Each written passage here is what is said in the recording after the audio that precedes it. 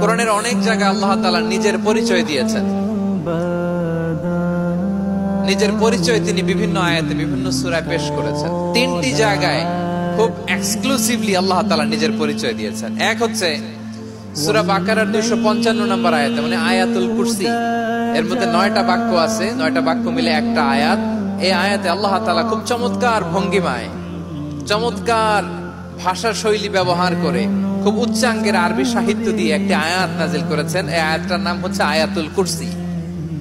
বিশ্বনবী বলেন, মান ক্বারা আয়াতুল কুরসি দুবুরা কুল্লি সালাতিন মাকতুবাতিন লাম ইয়ামনাহু মিন দুখুলিল জান্নাতি ইল্লাল মাউত। প্রত্যেক ফরজ নামাজের পরে যে আয়াতুল কুরসি পড়বে তার জান্নাতে যাওয়ার ক্ষেত্রে আর কোনো বাধা থাকে না, একটা জিনিস ছাড়া, সেটা হচ্ছে মৃত্যু, মরণ। লোকটা মরে না তাই জান্নাতে যায় না, মরলেই জান্নাতি। এই আয়াতুল কুরসির এই আয়াতে আল্লাহ তাআলা খুব স্পষ্ট ভাবে নিজের পরিচয় তুলে ধরেছেন। আবার সূরাতুল ইখলাসের ভেতরে আল্লাহ তাআলা খুব চমৎকার ভঙ্গিমায় তিনি নিজের পরিচয় তুলে ধরেছেন। অনুরূপ ভাবে সূরা হাশরের শেষ 3 আয়াতেও আল্লাহ তাআলা খুব চমৎকার ভাবে নিজের পরিচয় তুলে ধরেছেন। আওয়াজ করে পড়ুন সুবহানাল্লাহ।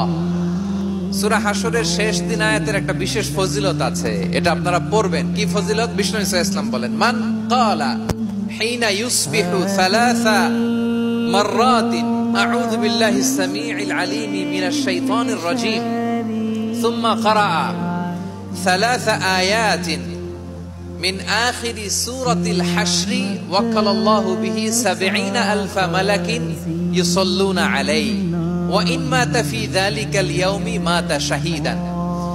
বিশ্বনবী মুহাম্মদুর রাসূলুল্লাহ সাল্লাল্লাহু আলাইহি ওয়াসাল্লাম ইরশাদ করেন, যে ব্যক্তি সকাল বেলা 3 বার তেলাওয়াত করবে আউযু বিল্লাহিস সামিউল আলীম মিনাশ শাইতানির রাজীম, এরপরে সূরা হাশরের শেষ 3টি আয়াত তেলাওয়াত করবে, রব্বুল আলামিন ওই ব্যক্তির জন্য ৭০,০০০ ফেরেশতা নিয়োগ দিবেন যারা সারা দিন ওই লোকের জন্য মাগফিরাতের দোয়া করবে। শুধু এখানেই শেষ নয়, বিশ্বনবী ফরমান, ওয়া ইন মাতা ফি যালিকাল ইয়াউমি মাতা শাহীদান, ওই দিন যদি ওই ব্যক্তিটা ইন্তেকাল করে সে শহীদ হয়ে কিয়ামতের দিন আল্লাহর সামনে দাঁড়াবে। সকালবেলা যদি পড়েন 3 বার আউযু বিল্লাহিস সামিউল আলীম মিনাশ শাইতানির রাজীম 3 বার পড়ে সূরা হাশরের শেষ 3 আয়াত যদি তেলাওয়াত করেন, তাহলে আপনার জন্য আল্লাহ তাআলা ৭০,০০০ ফেরেশতা নিয়োগ করবে। সারা দিন তারা আপনার জন্য মাগফিরাতের দোয়া করবে, আর ওই দিন ইন্তেকাল করলে আল্লাহ তাআলা শহীদ হিসেবে আপনাকে কিয়ামতের দিন দাঁড় করাবে। সুবহানাল্লাহ, এত আস্তে। আবার সন্ধ্যাবেলায় যদি পড়েন, সারা রাতের জন্য ৭০,০০০ ফেরেশতা মাগফিরাতের দোয়া করবে। ওই রাতে মারা গেলে শাহাদাতের মৃত্যু নসিব হয়ে যাবে। এজন্য এই দোয়াটা পড়ার দরকার আছে না নাই? আযকারুস সাবাহি ওয়াল মাসা, সকাল সন্ধ্যার যে জিকির, এই জিকিরের অন্তর্ভুক্ত করে নেবেন এই ওয়াজিফাটা। মুখস্থ আছে না সবার? বাংলাদেশে ফজরের নামাজে প্রত্যেক মসজিদে যখন তাসবিহ পড়ে, ইমাম সাহেব এটা তালিম দেয় না, তালকিন দেয় না? প্রিয় বারোয়াখালীবাসী, মুখস্থ আছে না সবার?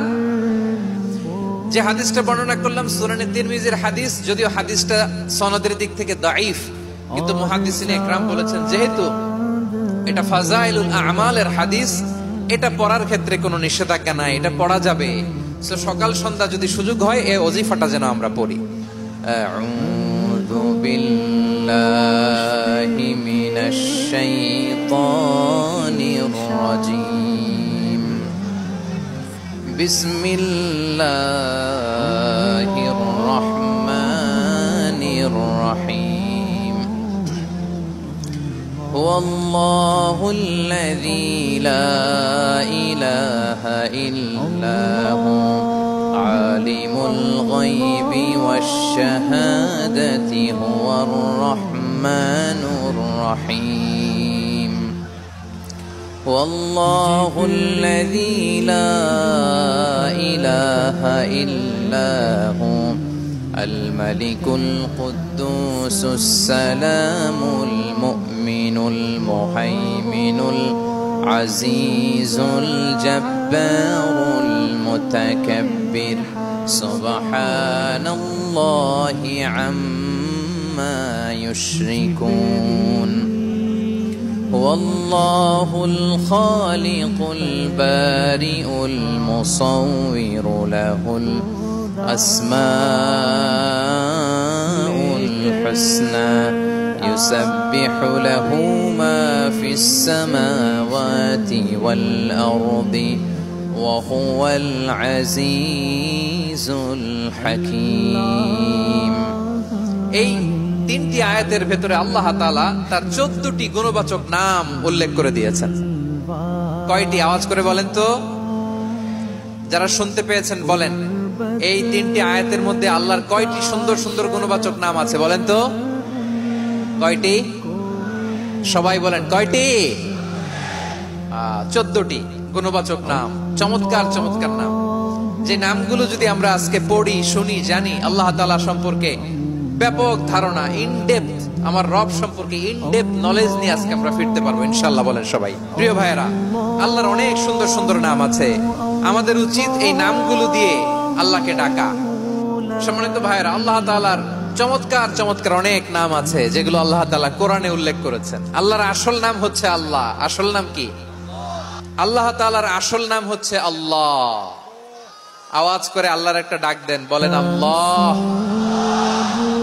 মন থেকে, হৃদয়ের গহীন থেকে, হৃদয় নিংড়ানো মনের সবটুকুন ভালোবাসাকে উজাড় করে দিয়ে আল্লাহর নামটা জপেন তো, পড়েন তো আল্লাহ।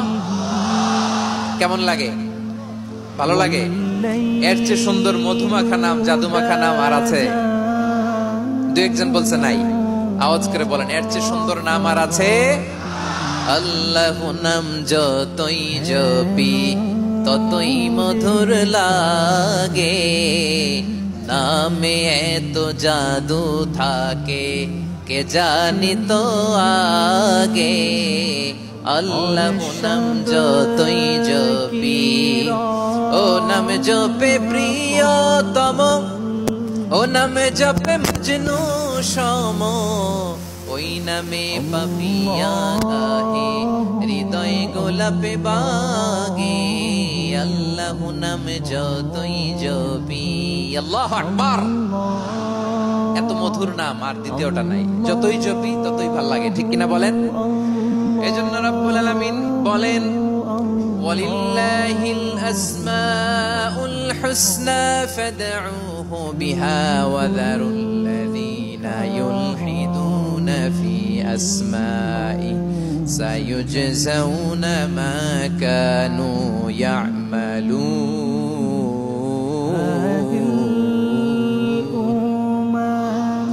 আল্লাহ বললেন, আমার অনেক সুন্দর সুন্দর নাম আছে, অনেকগুলো গুণবাচক সুন্দরতম নাম আছে। তোমরা এই নামগুলো ধরে আমি আল্লাহরে ডাকো, আর যারা আমি আল্লাহর নামের বিকৃতি ঘটায় তাদেরকে তোমরা বর্জন করো।